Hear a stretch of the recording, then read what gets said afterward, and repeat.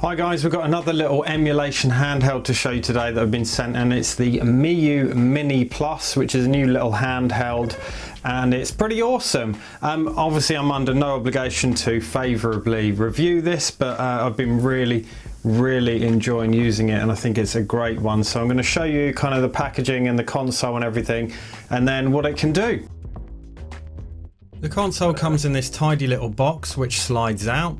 Inside you get a quick start guide which is very brief, the console itself which we'll look at in a sec, a screen protector which I've already applied and very poorly I might add, a USB-C charging cable and a micro SD card to USB adapter. Now let's have a look at the console itself. This is the clear purple version which looks pretty cool and quite partial to clear colours like purple and orange like the clear N64 controllers and Game Boy colours. There are 4 colours available for the Miyoo Mini Plus. This one, a clear black, white and grey, which is sort of like an original Game Boy. The device costs $80 and there's a link below where you can buy it. There are 3 SD card options, with the 32 gig card being the cheapest. I'm going to recommend replacing the SD card and operating system anyway later in the video, so it doesn't make sense to fork out for a larger card with the console itself. There's also a 10% off code in the video description, but this isn't an affiliate code or anything, so if you find a better code then by all means use that. The Miyoo Mini Plus lives up to its name, in that it is quite mini. Not small enough to be awkward, but small enough to be very portable. Here's a size comparison with an original DMG Game Boy, so you can see it's much smaller. It's even smaller than a Game Boy Advance, despite having a larger screen. The dimensions are 10.8cm by 7.8 by 2.2, and it weighs a mere 165 grams. The Mini Plus has a 3.5 inch IPS screen compared to the 2.9 inch screen of the GBA. The IPS screen is really gorgeous and outputs 640 by 480 resolution. The Mini Plus has an ARM Cortex A7 1.2 GHz dual-core processor and 128GB of RAM, and will play pretty much anything up to the original PlayStation. It also has Wi-Fi and a rumble feature. If you want to grab a case for the Miyoo Mini Plus, I can recommend this one I bought on Amazon. There are several cases out there for the handheld, but this one is actually an Amazon Basics portable hard drive case, but it fits perfectly. The bonus here is that it only costs £5 and around the same in dollars. I'll leave links down in the description. It has a 3000 mAh battery which will give you 4 to 8 hours of use depending on what you're playing. You can buy spares of these too if desired, and the battery can be swapped easily. On the console you have a power button on the top, volume controls on the left side and some ports on the bottom, a headphone jack and USB charging port, as well as the micro SD card slot. On the back you have 4 shoulder buttons. These don't press down too far, so if you like really springy triggers then you'll be left wanting. Probably only an issue for PlayStation games, as they're absolutely fine for stuff like Super Nintendo or Game Boy Advance. On the front you have a D-pad and 4 face buttons. I really like the feel of these actually. They do feel a bit more solid than some of the other emulation devices. They have the right amount of clickiness and depth in my opinion. There are also start and select buttons and a sort of home button here in the middle, which you can use for exiting games and accessing the menu settings and so on. If you do want different buttons or even just a different colour scheme, there are plenty of Etsy sellers selling button upgrades. You can also buy better triggers for the shoulder buttons.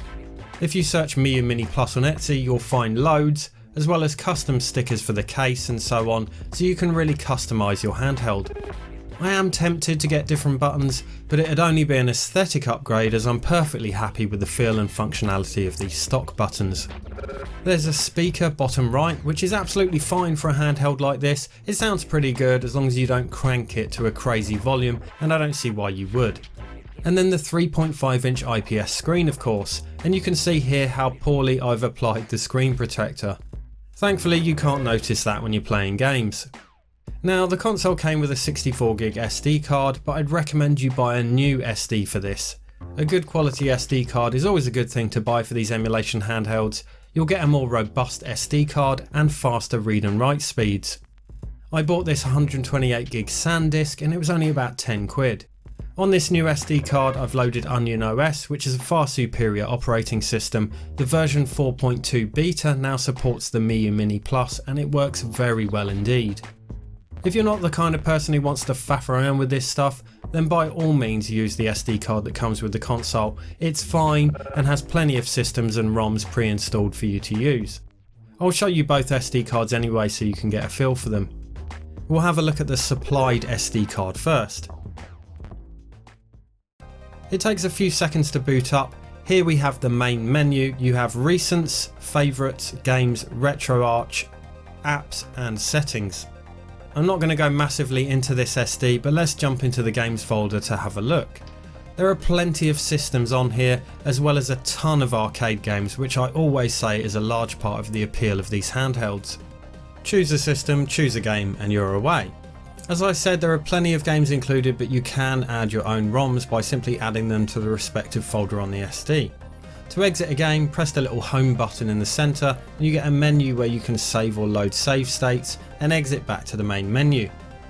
Now let's have a look at the new SD. Doing this is very easy indeed, and I'll leave links to a guide down in the description. I love the Onion OS menu and you can load different themes. I've been using this sort of neon synthwave vibe theme, but it doesn't show that well on camera, so I'll switch to something else. But you can see here there are loads of themes available: PlayStation, Game Boy, Super Nintendo, all sorts. And there are themes being created all the time which you can download to your SD. Some of the themes have menu music too, and you can toggle this on and off in the settings. There are a ton of settings in Onion OS, so you can tweak things to your liking. Screen brightness and contrast and so on, emulator settings, display preferences. You can really customise how you want the menu. You can also do things like swap the shoulder buttons around and adjust the intensity of the rumble feature or turn it off altogether. Onion OS has 48 emulated systems included, but what you do is you go into the Package Manager app and you tick the ones you want. These chosen systems will be the ones that appear in your games folder.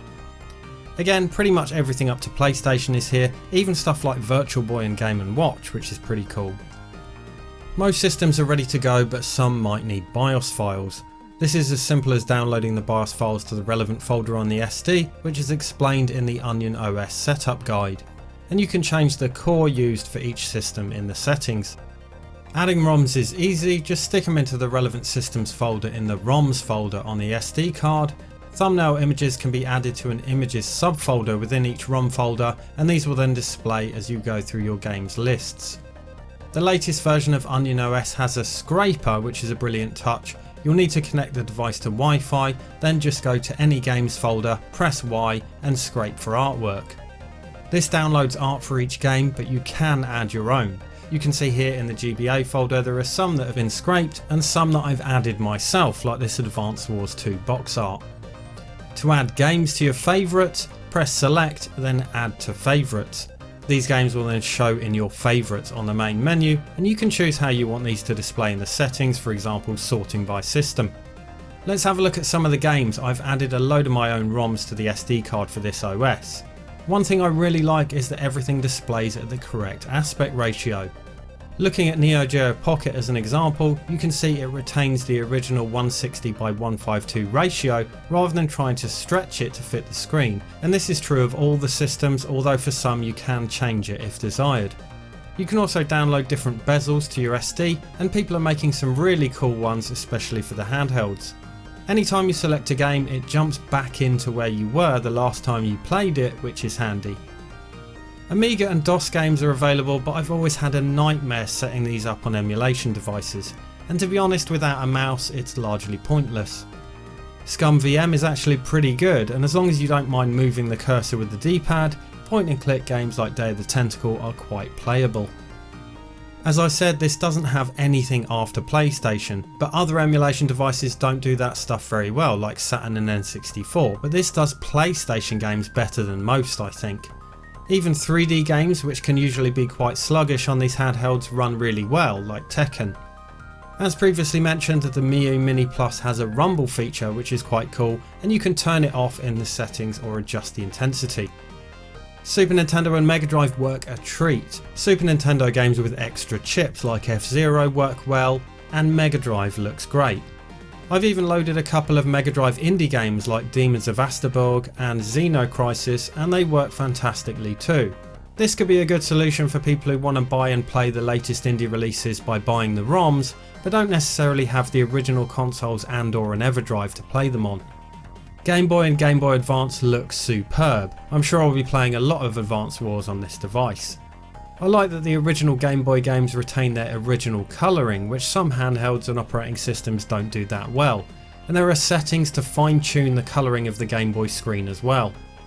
Virtual Boy is fun to have as I don't own the console, although of course you don't get the depth of 3D that the Virtual Boy provides, but you can still enjoy the games. As with the 16-bit generation, the Miyoo Mini Plus really excels with 8-bit games like NES and PC Engine. And as I said, a big appeal of a handheld like this is the plethora of arcade games available to play. It does arcade games very well indeed. And an added bonus is downloading and playing the many console games for each system, or at least those that have ROMs available, as well as ROM hacks and so on. Pretty much any system you want to emulate prior to PlayStation is here, and with a 128GB SD card you'll fit tens of thousands of games on it. And that's really the main selling point here. It's a handheld that fits in your bag or pocket, containing thousands of games for many systems. You can take it on the commute, on a flight, on holiday, and there's a huge selection on tap. For the price, it's a good investment when you think of the convenience it offers in that respect. I'll play a couple of short gameplay clips here so you can hear the Miyoo speaker.